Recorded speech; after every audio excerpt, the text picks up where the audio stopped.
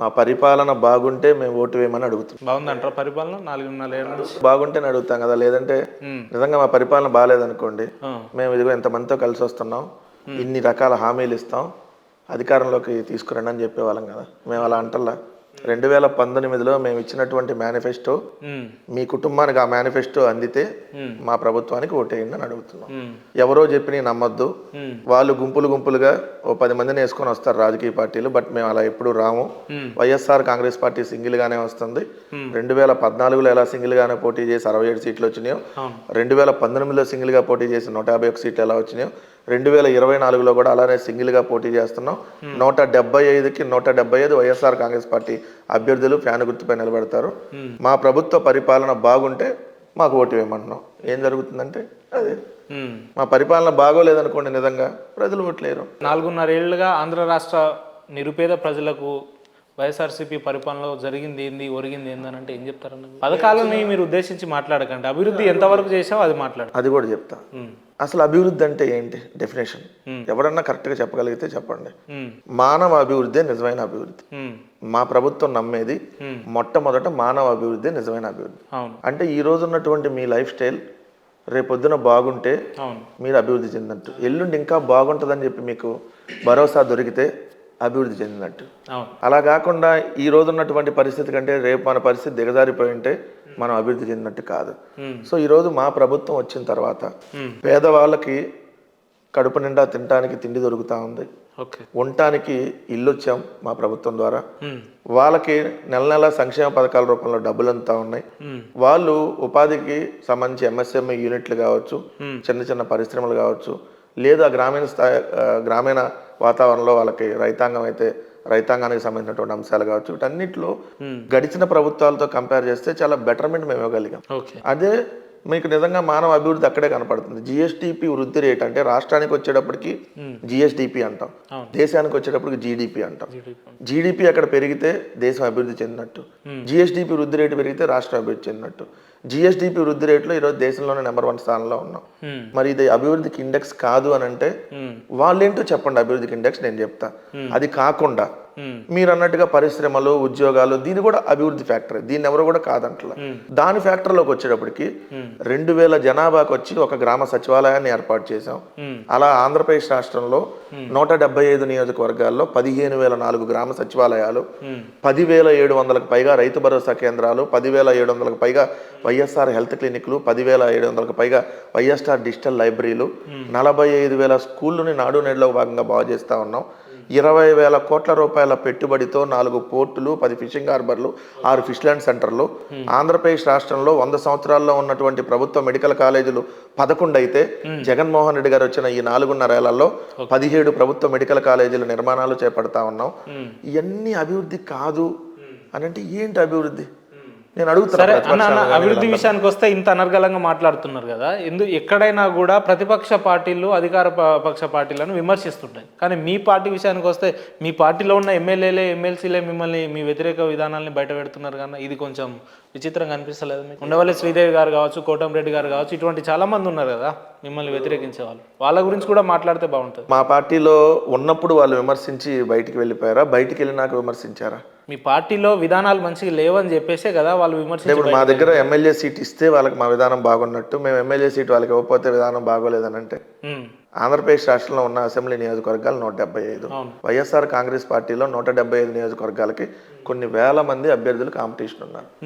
దాంట్లో ఈసారి మీకు వచ్చింది అనుకోండి, రేపొద్దున ఇంకొకరికి అవకాశం రావచ్చు. సో ఈరోజు మీకు ఎమ్మెల్యేగా అవకాశం వచ్చినప్పుడు నీకు ఈసారి ఎమ్మెల్యేగా నేను అవకాశం ఇవ్వలేకపోతున్నా, అక్కడ వేరే వాళ్ళకి అవకాశం. ఎందుకన్నా మీ పరిపాలన సౌధం బాగుంటే ఎందుకు మీరు 6 నెలలకు లేదంటే 2-3 ఏళ్లకు మంత్రులను మారుస్తూ ఎమ్మెల్యేలను మార్చాల్సిన అవసరం ఏముంది? మీరే అంటున్నారు కదా అంటే అభివృద్ధి పనులు పర్మనెంట్ గా ఒకళ్ళే 30 సంవత్సరాల పాటు ఎమ్మెల్యేగా ఉంటే అక్కడ ఇదైనట్టు లేదు. 5 సంవత్సరాలకి ఒకసారి కొత్త అభ్యర్థిని పెడితే అది కాదు అని అంటే అట్లా. యువతకు అవకాశం ఇవ్వాలి, కొత్త సామాజిక వర్గాలకు అవకాశం ఇవ్వాలి. ఈ పోయినసారి బీసీలో సామాజిక వర్గానికి వస్తే ఇంకొక బీసీలో ఇంకో సామాజిక వర్గానికి కూడా అవకాశం ఇవ్వాలి.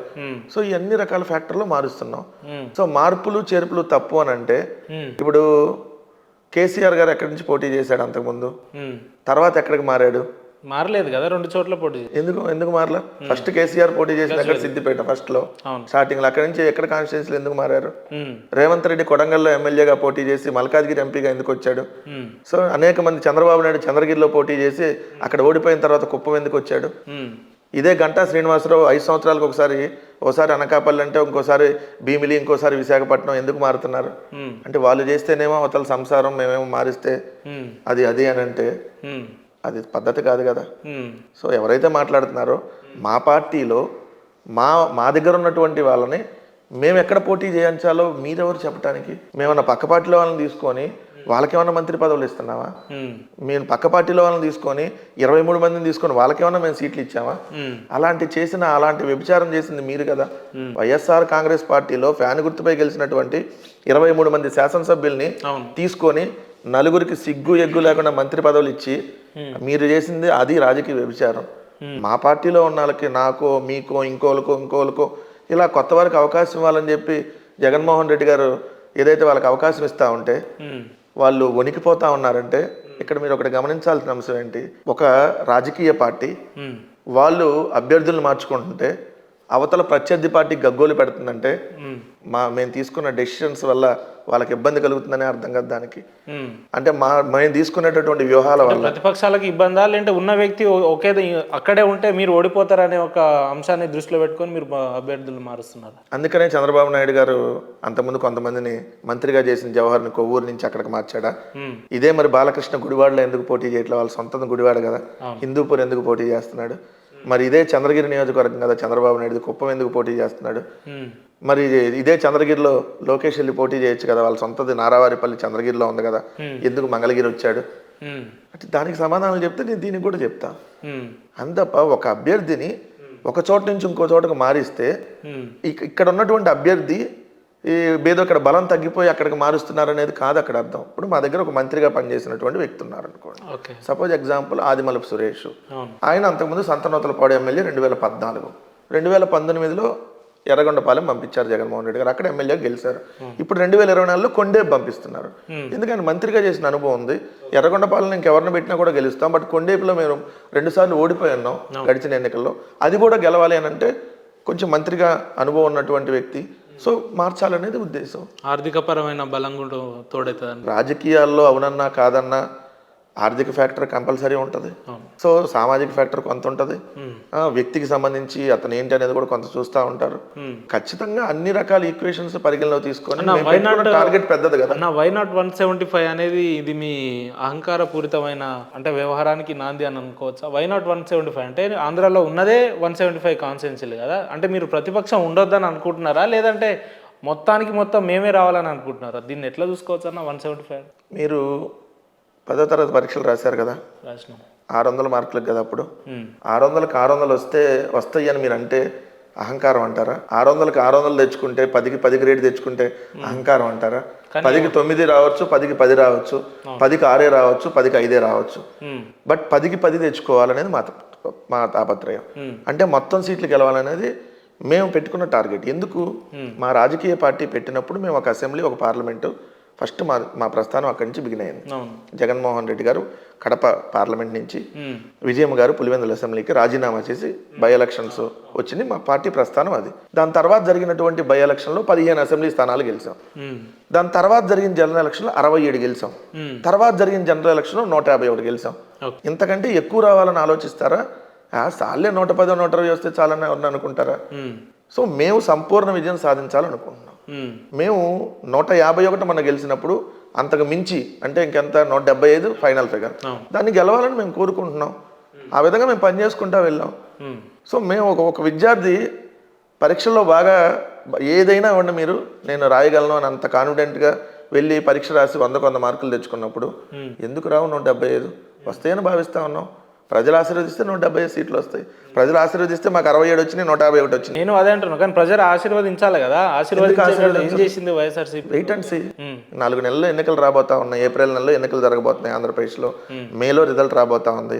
పోయినసారి కూడా ఇదే చాలా మంది జగన్మోహన్ రెడ్డి గారికి 151 సీట్లు వస్తాయే, ఎందుకు వస్తాయా, వంద కూడా రావు అని చెప్పి పోయినసారి కూడా చాలా మంది మాట్లాడారు.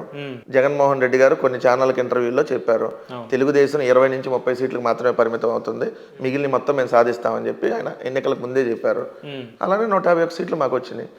మా నాయకుడికి కాన్ఫిడెంట్ ఉంది, అతను చేసిన మంచిని ప్రజలకు మంచి చేశాడు కాబట్టి మంచి చేసింది ప్రజలు ఖచ్చితంగా గుండెల్లో పెట్టుకుంటారని నమ్మకం ఉంది.